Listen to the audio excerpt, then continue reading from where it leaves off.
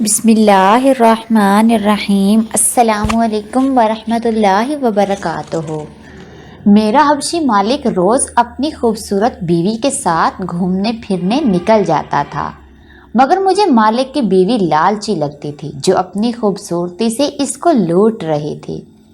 مگر میں جب مالک کو بتاتی تو مسکرا کر کہتا بس چپ رہو۔ پھر اچانک ایک دن بیگم صاحبہ مر گئی تو مالک نے دوسری شادی مجھ سے کر لی، مگر مجھے روز خواب میں بیگم صاحبہ نظر آتی اور ہاتھ جوڑ کر کہتی بھاگ جاؤ، اور مجھے تہہ خانے میں جانے کا کہتی۔ میں ایک دن شوہر کی غیر موجودگی میں چوری چھپے تہہ خانے میں چلی گئی تو میری آنکھیں پھٹی کی پھٹی رہ گئی کہ دولت ہو تو انسان کیا کچھ نہیں خرید سکتا، پھر اس کی شخصیت کے عیب بھی زمانے کو اس کی ادائیگی لگتی ہے۔ ایسا ہی مجھے اپنے مالک کو دیکھ کر محسوس ہوتا تھا۔ وہ ایک انتہائی کالے رنگ کا سیاہ حبشی انسان تھا، اتنا بدصورت کہ کوئی اس کو ایک بار دیکھ لیتا تو دوسری بار اس پر نظر ڈالنا گوارا نہ کرتا۔ شادی بیاہ تو دور کی بات ہے، کوئی لڑکی اگر اس سے ہنس کر بات کر لیتی تو یہ بھی میرے خیال میں بہت ہوتا، کیونکہ انسان کسی دوسرے کا رنگ روپ ہی تو دیکھ کر اسے پسند یا ناپسند کرتا ہے۔ لیکن یہ جو دولت ہوتی ہے یہ آپ کی سب کمیوں اور عیبوں کو ڈھانپ دیتی ہے، اور مالک کو دیکھ کر مجھے اس بات پر یقین ہونے لگتا تھا، کیونکہ اس کے پہلو میں اس کی انتہائی خوبصورت گوری چٹی بیوی دیکھ کر سب بے یقین ہو جاتے تھے۔ مالک کی بیوی اتنی خوبصورت اور حسین و جمیل تھی کہ اس پر نگاہ نہیں ٹھہرتی تھی۔ وہ دیکھنے میں کوہ کاف کی پری لگتی تھی۔ جو کوئی بھی ان دونوں کو ایک ساتھ دیکھتا تھا وہ میرے حبشی مالک کی قسمت پر رشک کرتا تھا، اور اس لڑکی کے لیے افسوس کہ اسے ایسا کالا آدمی شوہر کے روپ میں ملا۔ شروع میں مجھے بھی یہی لگا تھا کہ شاید اس بیچارے کی شادی زبردستی اس کے گھر والوں نے دولت کے لالچ میں امیر آدمی دیکھ کر دی ہوگی، مگر پھر آہستہ آہستہ مجھے پتہ چلا کہ ایسی کوئی بات بھی نہیں ہے۔ مالک نے تو اپنی مرضی سے ہی صاحب سے شادی کی تھی، اور وہ دونوں ایک دوسرے کے ساتھ بہت خوش تھے، اور صاحب تو ہر ایک کو یہی بتاتے تھے کہ ان کی محبت کی شادی تھی۔ مجھے بھی صاحب کی اس بات پر تب تک ہی یقین تھا جب تک کہ میں نے ایک بار مالک کی بیوی کو اپنے کچھ زیورات اپنی بہن کو دیتے ہوئے نہ دیکھا۔ اس دن میں گھر کی صفائی کر رہی تھی، حسب معمول صاحب اپنے کام پر تھے اور بیگم صاحبہ گھر میں اکیلی ہی تھی کہ میں نے تھوڑی دیر بعد دیکھا کہ بیگم صاحبہ کی چھوٹی بہن گھر میں آئی ہے۔ میں بغیر کہے ان کے لیے کھانے پینے کا انتظام کرنے لگی، اور جب چائے لے کر میں کمرے میں داخل ہونے ہی لگی تھی کہ میں نے دیکھا کہ بیگم صاحبہ نے اپنے المارے سے کچھ قیمتی زیورات نکال کر اپنی بہن کو دیے، اور اس سے کہا کہ اسے بیگ میں رکھ لو اور کسی کو مت بتانا کہ یہ میں نے تمہیں دیے ہیں۔ میں جلدی سے پیچھے ہٹ گئی اور دروازے پر دستک دے کر اندر گئی تو وہ دونوں مجھے گھبرائی ہوئی سی لگی، لیکن پھر بھی انہوں نے یہ ظاہر کیا کہ سب ٹھیک ہے۔ پھر ایسی ویسی کوئی بات بھی نہیں۔ اس دن مجھے سمجھ میں آیا کہ میرے صاحب کی بیوی تو ایک لالچی عورت ہے جس نے صرف اور صرف اس کی دولت کے لیے شادی کی ہے۔ پہلے تو میں نے کبھی اتنی دلچسپی نہیں لی تھی کہ بیگم صاحبہ کون ہے اور اس کے گھر والے کیا کرتے ہیں اور اس کا فیملی بیک گراؤنڈ کیا ہے، مگر اس حرکت کے بعد میں نے اس کے بارے میں معلومات لینے کی کوشش کی تو مجھے پتہ چلا کہ اس کا تعلق تو ایک نہایت غریب خاندان سے ہے۔ واحد بات جو اس میں تھی وہ اس کی خوبصورتی ہی تھی، جس کی وجہ سے صاحب نے اس سے شادی کر لی۔ پھر اس کے بعد تو اکثر ہی میں دیکھتی کہ بیگم صاحبہ کبھی کوئی چیز اور کبھی کوئی چیز اپنے گھر والوں کو بھجواتی رہتی تھی۔ اکثر ان کے بہن بھائی آتے تو وہ ڈھیر سارے قیمتی اشیاء اور پیسے ان کے بیگ میں ڈال کر ان کو رخصت کر دیتی۔ میں سب سمجھ رہی تھی کہ یہ آہستہ آہستہ یہاں کی ساری قیمتی چیزیں، زیورات اور پیسے وغیرہ اپنے گھر منتقل کر رہی ہے۔ لالچی عورتیں ایسے ہی تو ہوتی ہیں کہ شکل و صورت پر غور کیے بغیر امیر آدمی سے شادی کر لی، اپنے حسن کے دام میں انہیں اس طرح پھنسا لیتی ہیں کہ وہ ان کی ہر بات ماننے لگے ہیں، اور یہ آہستہ آہستہ ان کی دولت پر یہ قبضہ کر لیتی ہیں۔ بیگم صاحبہ کو دیکھ کر مجھے بس یہی خیال آتا تھا کہ یہ عورت تو میرے مالک کے لیے بالکل بھی ٹھیک نہیں ہے، کیونکہ وہ ایک بہت اچھے انسان تھے، मालिक की वाहिद कमी बस यही थी कि निहायत काला था, वरना इसका दिल बहुत बड़ा था। उसने मेरी तनख्वाह भी बहुत अच्छी रखी थी और तनख्वाह के अलावा भी अक्सर औकात वो मुझे थोड़ी बहुत पैसे देता रहता था ताकि मेरा गुजारा होता रहे। इसलिए तो मैं पिछले 2 सालों से यहीं पर काम कर रही थी और मैंने कहीं और नौकरी ढूंढने की कोशिश नहीं की। सच बात तो ये है कि अगर मालिक मुझे इस वक्त नौकरी ना देता जबकि मुझे सख्त ज़रूरत थी, तो आज जाने मेरे घर के हालात कैसे होते। मैं एक गरीब घर से ताल्लुक़ रखती थी। मेरी पैदाइश पर मेरे बाप ने मेरी माँ को तलाक दे दी थी क्योंकि इसे तीसरी बेटी गवारा नहीं थी। मैंने जब होश संभाला तो यही देखा कि मेरी माँ और मुझसे बड़ी बहनें घर के खर्च को इसी तरह चलाती थी कि मुख्तलिफ लोगों के घरों में जाकर काम कर लें और तनख्वाह से अखराजात पूरे कर ले। जब मैं थोड़ी बड़ी हुई तो अम्मा ने मेरी बड़ी बहन की शादी अपने जैसे गरीब ख़ानदान में कर दी। बड़ी बहन के जाने के बाद अम्मा ने मुझे कहा कि अब तुम भी हमारे साथ जाकर घरों में काम किया करो, मगर मुझसे बड़ी बहन ने मना कर दिया और कहा कि हम दोनों बहनें तो पढ़ नहीं पाए, मगर मेरी ख्वाहिश है कि ये थोड़ा बहुत तो लाजमी पढ़े। उसने अपनी तनख्वाह से कुछ रकम हर माह मुझे देनी शुरू कर दी ताकि मैं अपनी तालीम अखराजात पूरे कर सकूं। अभी मैंने बमुश्किल मैट्रिक किया था कि इसकी शादी भी हो गई। अब अम्मा भी बहुत बूढ़ी हो गई थी और इनसे भी घर के काम काज नहीं होते थे और मेरे सर पर ही था कि मैं घर को चलाऊं। लेकिन मैट्रिक पास लड़की आखिर कैसे नौकरी कर सकती थी। मजबूरन मुझे भी इसी काम पर आना पड़ा जिससे मैं इतने सालों से बच रहे थे। मैंने लोगों के घरों में काम करना शुरू कर दिया, लेकिन मुझे पढ़ाई का बहुत शौक था तो मैंने प्राइवेट एफए कर लिया। जिस घर में मैं मुलाजमत करती थी वहाँ की खातून ने जब देखा कि मैं पढ़ने लिखने का शौक़ रखती हूँ तो उसने मुझे कहा कि मुझे अच्छा नहीं लगता कि तुम यूँ बर्तन मांजो और घर की सफाइयाँ करो, तुम्हें थोड़ी अच्छी नौकरी करनी चाहिए। मेरे एक दूर परे के कज़न के जानने वाले को एक ऐसी समझदार लड़की चाहिए जिसको वो अपने मुलाजमों का इंचार्ज बना दें, यानी कि वहाँ पर तुम्हें बस खुद कुछ नहीं करना होगा, बाकियों से ही काम लेने होंगे और तनख्वाह भी बहुत अच्छी और पुरकशिश होगी। मैंने ये सुनकर हाँ कर दी थी, मगर मसला ये था कि ये नौकरी दूसरे शहर में थी और मालका ने भी मुझे साफ कह दिया कि वो इन लोगों को ज़ाती तौर पर नहीं जानती। अगर मैं ये रिस्क लेना चाहती हूँ तो अपने बिल बोते पर ले लो। मुझ में हमेशा से ही यही लगन थी कि मैं आगे पढ़ूं और ज़िंदगी में कुछ न कुछ तरक्की तो ज़रूर करूं। इसलिए मैंने अम्मा को बड़ी बहन के घर छोड़ा और हर माह एक माकूल रकम देने का वादा कर लिया ताकि बाजी के शौहर को एतराज़ ना हो और मैं यहाँ आ गई। पहली बार तो मैं मालिक को देखकर डर रही गई थी कि इतना स्याह आदमी। फिर मैंने सोचा कि मुझे तो नौकरी करनी है, इसके रंग से क्या लेना देना, और वैसे भी वो ज़्यादातर घर से बाहर ही रहता था और हमारी बहुत कम मुलाकात होती थी। काम करते हुए 1 साल से ज़्यादा हो गया तो एक दिन सुना कि मालिक शादी कर रहा है और मालकिन की हसीनो जमील बीवी को देखकर तो सब ने दांतों तले उंगलियां दबा ली थी। मुझे भी यही लगा कि वो एक अच्छी खातून होगी, मगर अब समझ आ रही थी कि वो तो मालिक को लूट रही थी और मैंने फैसला किया कि इस बारे में मालिक को ज़रूर पता चलना चाहिए, फिर चाहे वो मुझ पर यकीन करे या ना। इसलिए एक दिन हिम्मत करते हुए मैंने मालिक को बता दिया कि आपकी बीवी आपको धोखा देकर लूटने की कोशिश कर रही है। मगर मुझे बहुत परेशानी हुई जब सब कुछ सुनकर भी मालिक ने कोई रद्द-ए-अमल नहीं दिया। मुझे डर हुआ कि कहीं वो मुझे नौकरी से ही ना निकाल दे, मगर वो हंस पड़ा और मुझे कहने लगा, बस किसी से कुछ मत कहो, चुप रहो। मुझे हैरत हुई कि ये कैसा इंसान है जिसको इस बात से फ़र्क ही नहीं पड़ रहा कि इसकी बीवी क्या करती फिर रही है।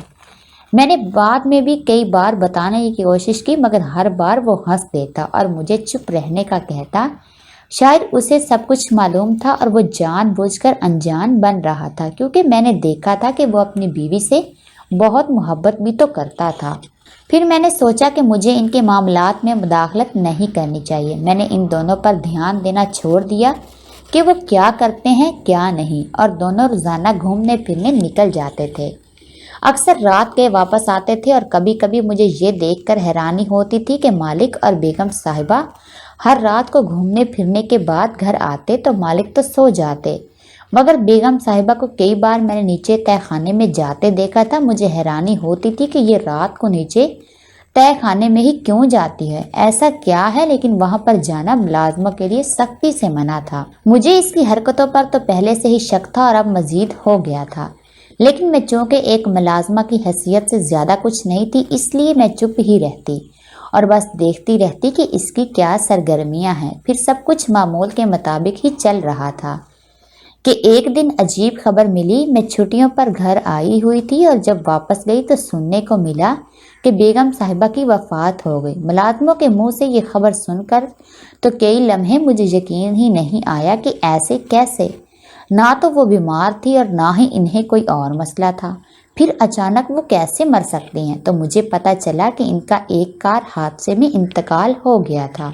जो भी था, बहरहाल मुझे बहुत दुख हुआ, लेकिन असल दुख तो मालिक का था। वो अपनी बेगम से बहुत प्यार करते थे और इसके जाने के बाद इनके लिए खुद को और इसके घर को संभालना बहुत मुश्किल अमल था।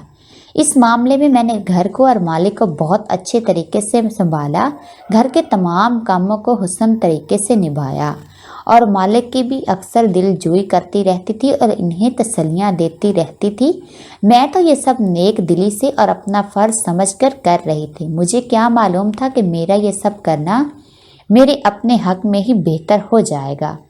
एक दिन मैं यूं ही अपने मामूल के कामों में मशगूल थी कि मालिक ने मुझे बुलाया और इधर उधर की कोई भी बात किए बगैर मुझे सीधा शादी के लिए कह दिया और कहने लगा कि तुम एक नेक, अच्छी और वफादार लड़की हो। अब मैं सारी उम्र अकेला भी नहीं रह सकता। इस घर को भी एक औरत की शदीद ज़रूरत है। तो मैं चाहता हूँ कि तुम मेरी बीवी बन जाओ। क्या तुम्हें ये रिश्ता कबूल है?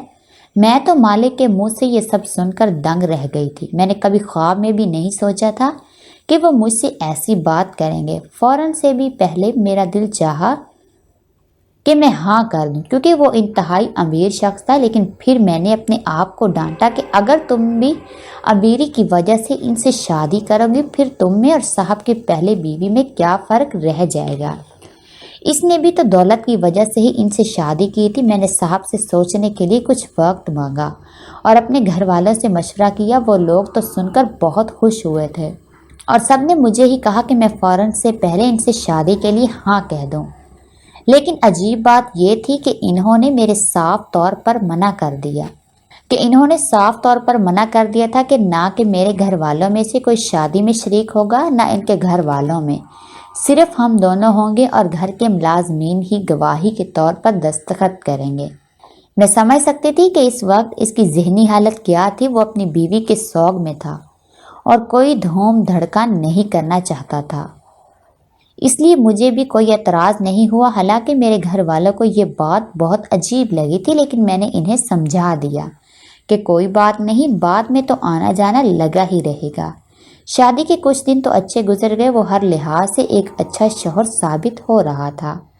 मैंने इससे कुछ भी नहीं मांगा था, लेकिन उसने मुझे महंगे कपड़े, जूते और ज़िंदगी की हर वो शय मुहैया की जिसका मैं कभी सिर्फ तसव्वुर ही कर सकती थी। कभी कभी मेरे घर वाले मुझे कहते थे कि इतने अमीर आदमी से तुम्हारी शादी हुई है, कुछ हमारा भी ख्याल करो। लेकिन फिर मुझे याद आ जाता कि मेरे शौहर की पहली बीवी तो यही सब करती थी, अपने शौहर की चीज़ें बगैर इजाज़त अपने घर वालों को देती ही थी और मैं इसे बातें करती थी कि अपने शौहर को लूट रही है। अब अगर मैं भी वो सब करने लग जाऊं तो मुलाजमीन मेरे बारे में भी यही ख्याल करेंगे, इसलिए मैं इन्हें मना कर देती थी। सब कुछ ठीक था, लेकिन मेरे शौहर का कभी कभार तय खाने में जाना मुझे बहुत अजीब लगता था। अगरचे मैं शादी से पहले भी देखा करती थी कि वो वहाँ पर जाकर कुछ वक्त गुजार कर आते हैं, मगर अब तो आना जाना कुछ ज़्यादा ही हो गया था।